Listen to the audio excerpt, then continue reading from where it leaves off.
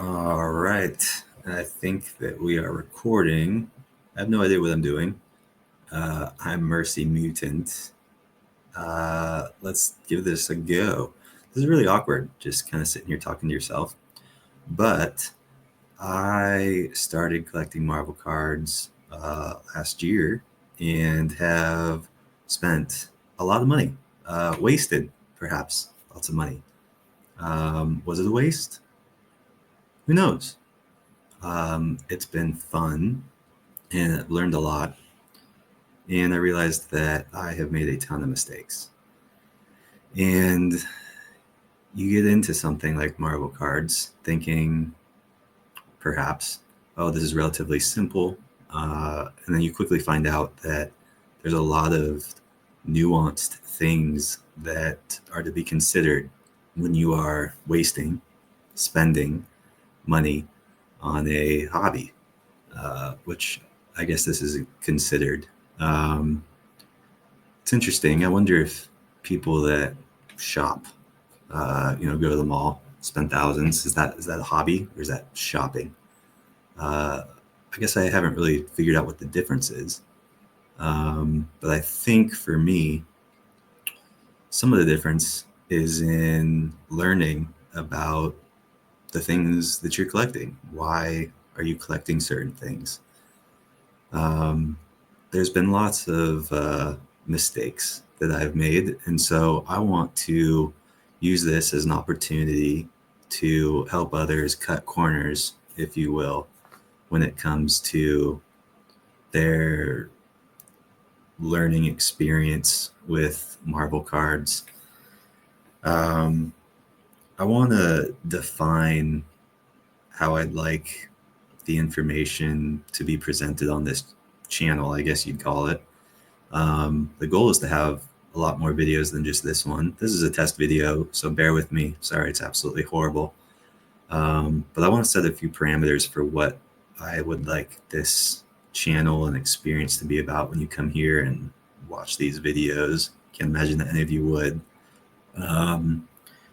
But I think the first thing I want this to be about is cutting corners.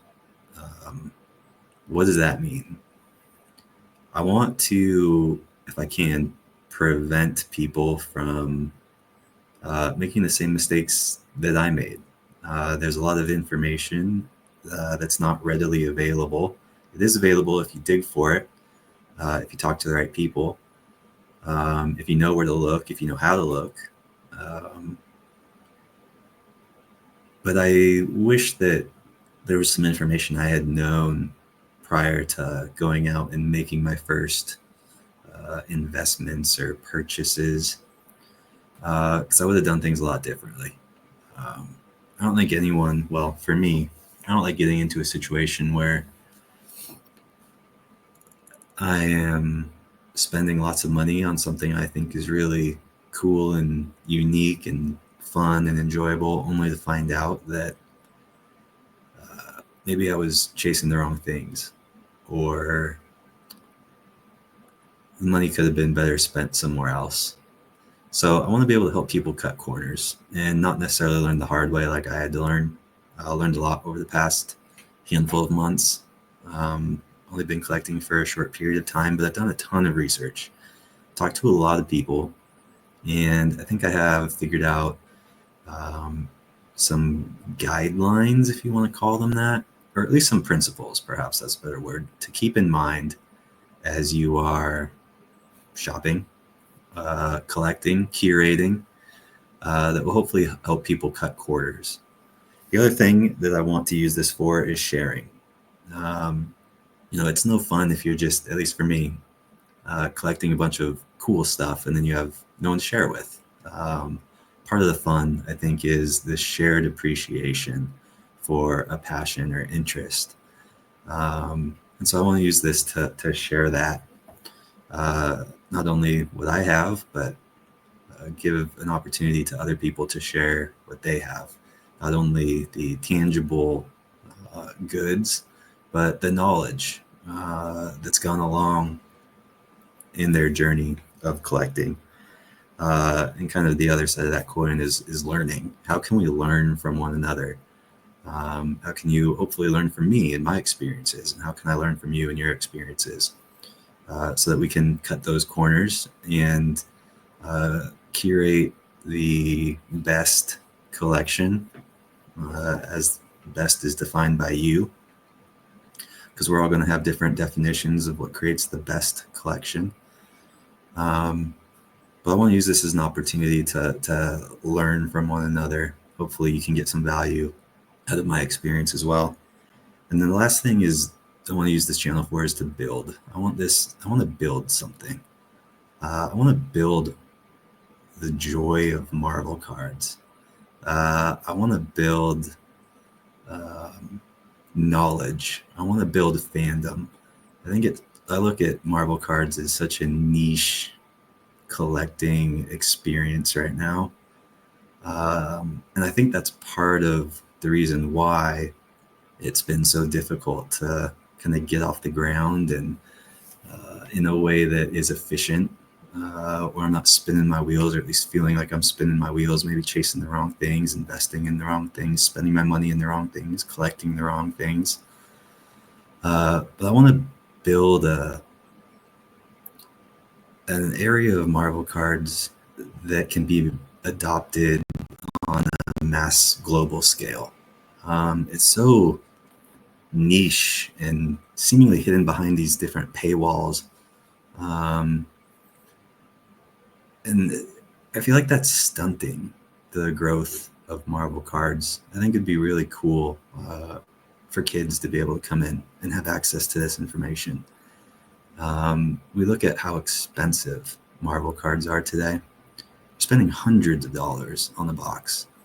I worry about what that's going to do to Marvel cards in 10, 20 years from now. The whole reason we're in it now is because we got into it as kids, and now it offers us this grasping at straws almost glimpse into our younger lives through this feeling we call nostalgia.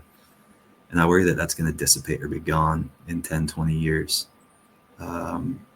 Because a lot of it due to the expense, a lot of it due to the community structured in the way that it's structured. It doesn't feel easily adaptable or adoptable today as I wish it could be or was.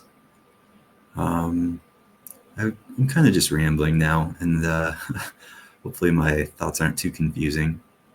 But I think there's a lot of opportunity to build something that encourages others to share the information that they have.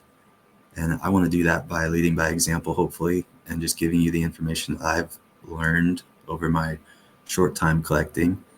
But I feel like in that short time, I put in a lot of work. I'm very data driven when I make decisions.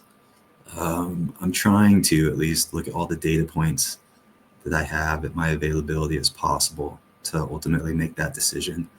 And so I want to share all of those things. I've talked to a few people, and this isn't necessarily common or uncommon, not talking about anyone in particular, but in my experience, there's this tendency, and I'm guilty of this as well, I've fallen into this myself, to discover something and want to keep that to yourself so that you can keep the price down, so that you can gather the good stuff.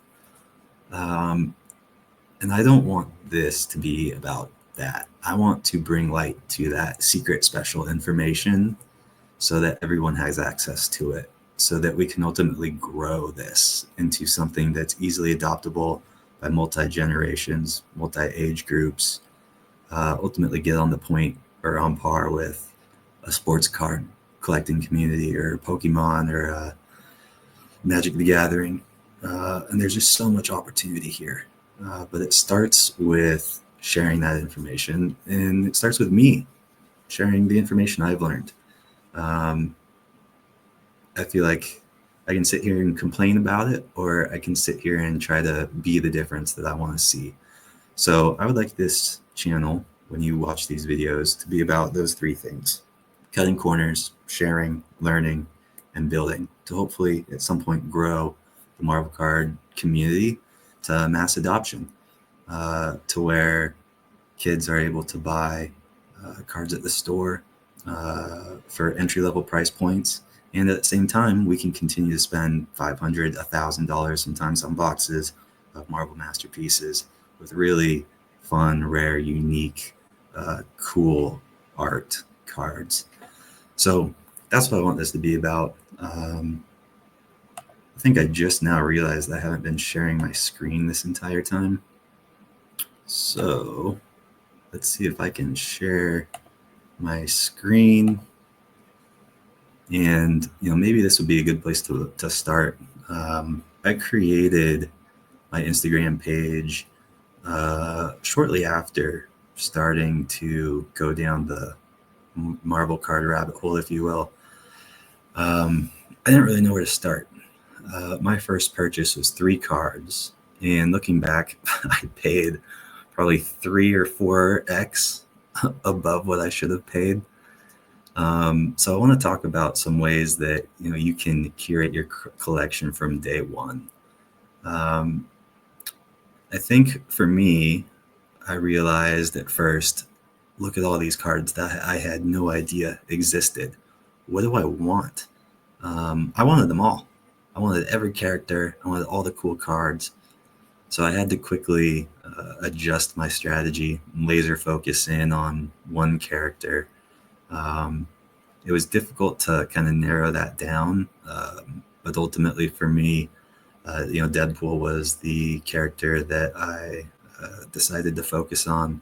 I still remember as a kid having Deadpool be introduced to the comic world, and man, he was awesome. He was more at that time like a mercenary, like a Boba Fett, a stoic but also funny mercenary. And that's the type of Deadpool that I think about and envision. He's kind of adopted and changed over the years, but that's who my Deadpool is. So, long story short, I started not really knowing where to start, what to buy, what to get, what was good, what wasn't, what's common, what's uncommon. I reached out to some people that I found on Instagram that had other Deadpool collections, and they started talking to me a little bit about some of their cards that I thought were cool. And thankfully, I was able to buy a couple collections that others had already put together of some pretty nice Deadpool cards. So I think step one would perhaps be, if you are new to this today, rather than looking on eBay and scrolling through the thousands of cards on there, reach out to some people on Instagram that you admire their collection and start to talk to them about the cards that they have. Ask them if they're willing to sell. Now, maybe this isn't the most cost-effective route, because perhaps like you or like me, you could end up overspending substantially because you're buying a card from someone who really enjoys the cards. That being said, I think it could be a good way to get some pretty rare cards that don't come up for sale or for auction very often.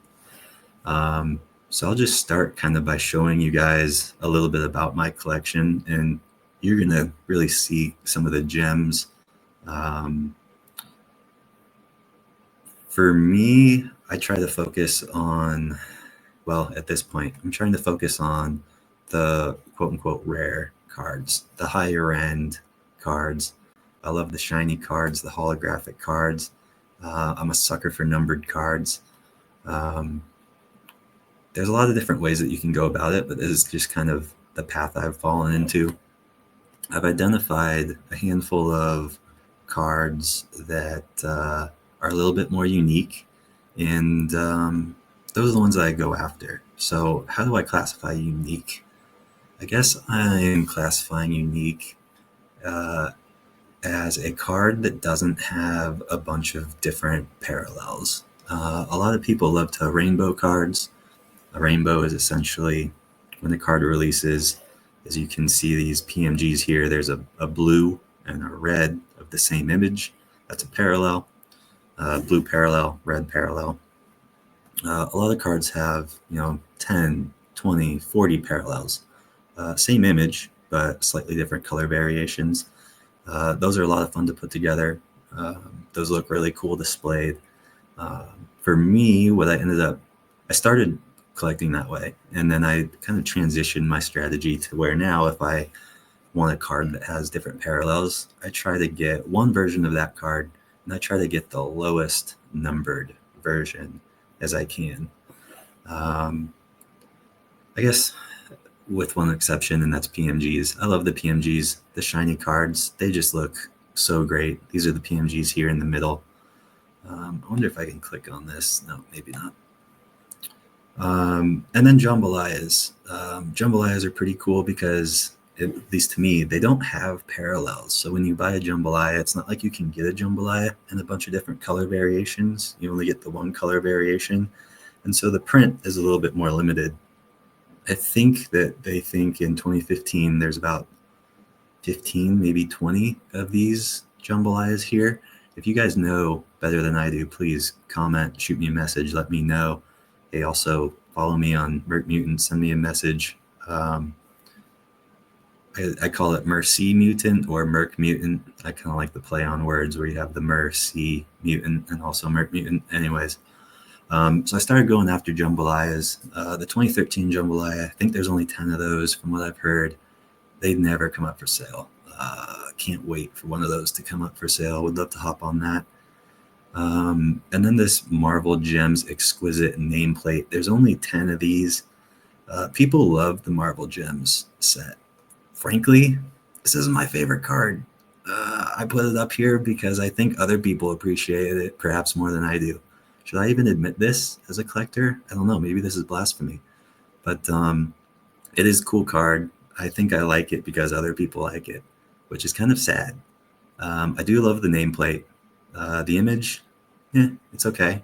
I like the classy design, though, of the card. It's simple. Looks elegant. I love the just white background with the nice design that surrounds it. And then pretty kind of basic, borderline boring image of Deadpool, quite frankly. But a lot of people love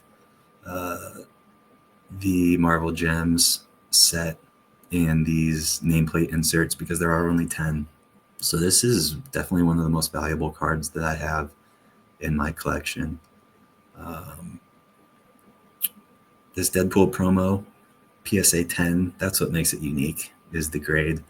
I don't like to show the grades on a lot of my cards. You'll notice as we scroll through that a lot of the grades are actually blurred out. I think that in a lot of cases, the grade gets too much attention and it distracts from the card. So in most instances, I will actually block out or blur out the grade of my cards. But unfortunately or fortunately, this card is super common, this Deadpool promo. Thousands, tens of thousands, 100,000 of them perhaps. What makes this unique is getting it in a PSA 10. There have been over 2,000 submitted to PSA for grading, and only 34, I believe, have gotten that PSA 10. So that is the differentiating cool factor here, and that's why I'll leave it unblurred. Going to the center card, this is a medallion from Fleer Ultra Wolverine. These medallions are really cool cards. That's Rob Liefeld, Deadpool. Rob Liefeld created Deadpool, if you don't know. There's lots of different parallels of these medallions.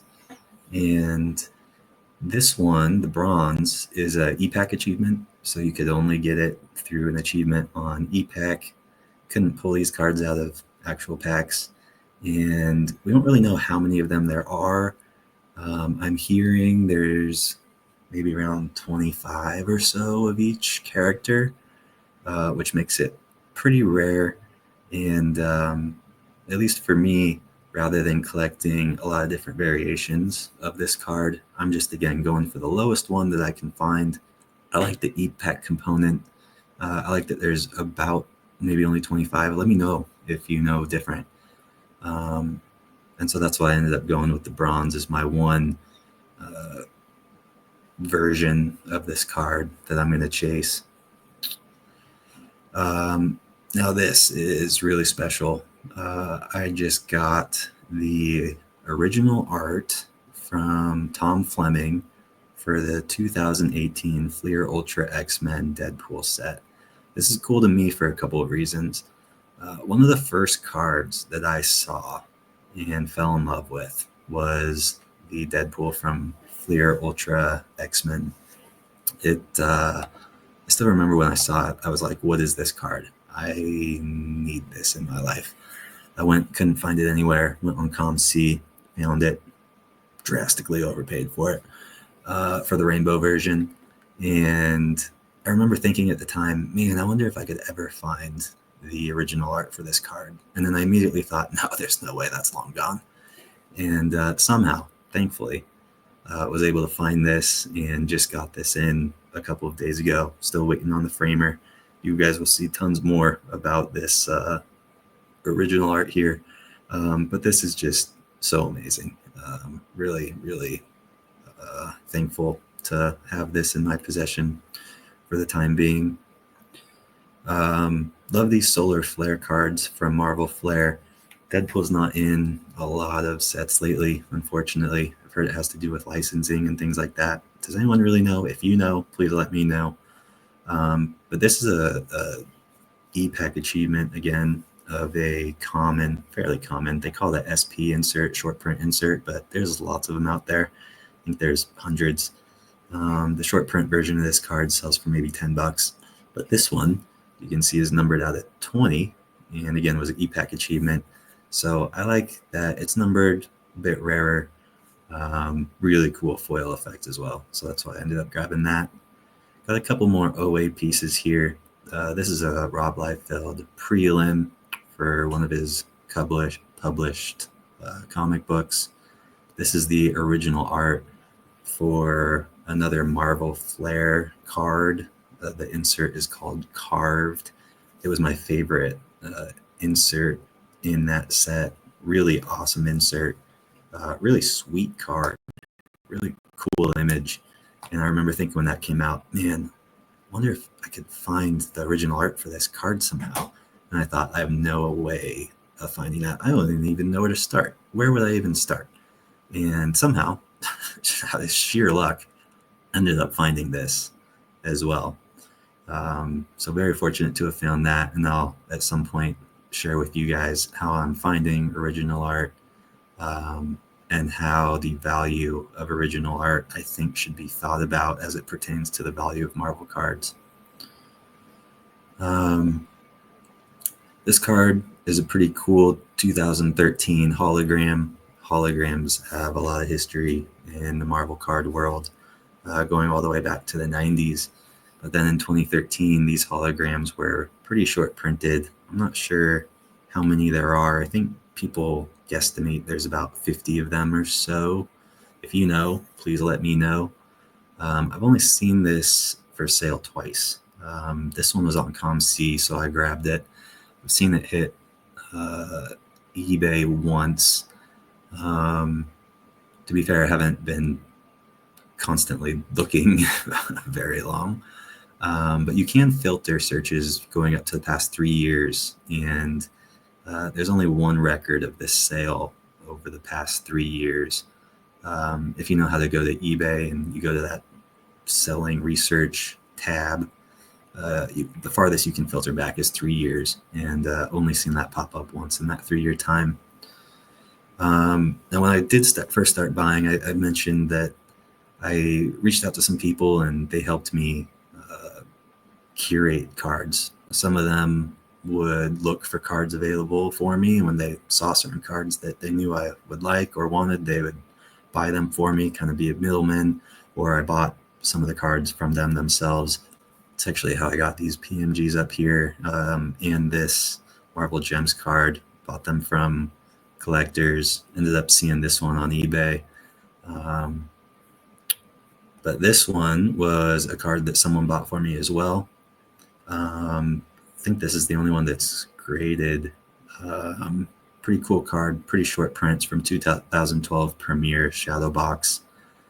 These cards, though, these I think are some of the most slept on, underrated inserts in all of Marvel cards today. These are from 2012 Marvel Premiere. They are sketch booklets, and they have images of Nar on them. If you don't know who Nar is, you need to slap yourself, stop what you're doing, and start Googling Nar immediately. He's a monster, fantastic, one of my favorite, if not my favorite, Marvel card illustrator of all time. You can see that there's a gray variant and a rare variant, which adds a layer of coolness. There's 50 of these booklets, but then they're made even rarer by their color variant. So the first 25 are gray and the second 25 are red, meaning cards numbered 1 through 24 are gray and cards numbered 25 through 50 are red. So really you have 25 of each variant. These are the only cards that I'm aware of that have Nar art on them. Someone correct me if I'm wrong, please. If there are other Nar cards out there, there's not a bunch, there's not many. And these actual Deadpools that you see here are sketches. So you kind of have a sketch combined with really rare and really awesome Nar art, which is just super cool. Printing plates. I have mixed feelings about printing plates. I think they're pretty cool because I love things that are part of the process. And obviously a printing plate is part of the process. There's 4 printing plates typically. So they're rare, quote unquote. They don't display the best. People in general don't seem to pay the premium you would think a 1 out of 4 card should bring. So that being said, I try to grab them when I can. When I see one that I think is cool, I'll grab it. But yeah, mixed feelings on printing plates. Let me know what you think about printing plates. This card is cool. It's from Fleer Ultra Wolverine. This is the physical or retail exclusive that's numbered out of, what is it, numbered out of 80 or 40? I can't remember, something like that. I thought it was cool because this is a card that you can only get from the physical boxes or packs. You can't get them from e-pack. This is the other side of these Nar booklets here. Look how awesome that Deadpool is. And then I kind of get sucked into buying less rare cards at times. None of these are really rare, but really cool inserts. This one just hits. Like, you see pictures of this, and it looks kind of cool, but man, when you have this in hand, it is just so shiny and awesome looking. Intimidation Nation's similar. Love this hologram from the 90s.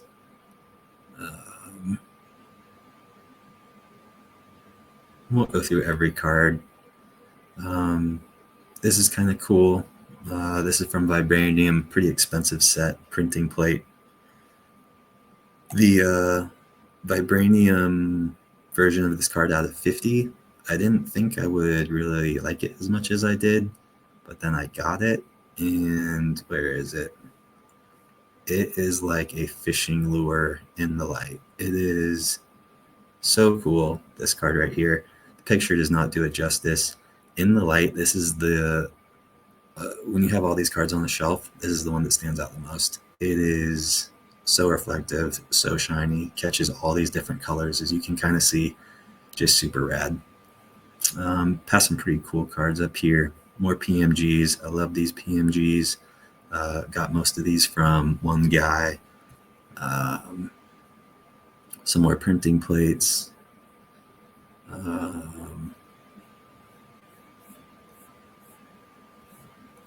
Yeah, won't talk about every single one. Love this card. I've only seen this card come for sale once as well, even when I'm searching old eBay sales. This card just doesn't come up. I guess Fleer Ultra X-Men, one guy owns, like, I've heard everything from 60 to like 80% of the set. who really knows? But there's this whole like mystery built around that set, which I think is pretty awesome. So yeah, just kind of a little insight into who I am, some of the cards that I collect. I could keep rambling. I can't imagine anyone would watch 28 minutes of ramble, but I don't know. Hopefully this was enjoyable. The next video that I do, I want to get into standardizing a way to value Marvel cards. For me, I never knew what I should pay. What's the card worth? And there's been a lot of conversations I've listened to around those types of things. Everyone kind of has their own thoughts, obviously. But I would love to, well, at least for me, I've created a way to, an algorithm for pricing cards. And so what I want to do is pick a card each week, go through it with you guys, and do the research and turn this into a game. And we'll pick a card, we'll do the research. Based on the research, we'll come up with a guesstimate for where we think the price will end at the end of the auction. And the goal is going to be to come within 10% of that end price. And if we can do that consistently, then I think it's safe to say we've standardized or figure out an algorithm that works to help value cards. Because there's a lot of different valuations. Things are seemingly all over the place. And when I pay money for something, I want to know that I'm paying true value. And I think that, we'll talk about what value means and how to define value and things like that. So anyways, this is an intro to my channel. Hopefully videos get much better. If any of you watch this, I'm sorry, but thank you. And we'll see y'all soon.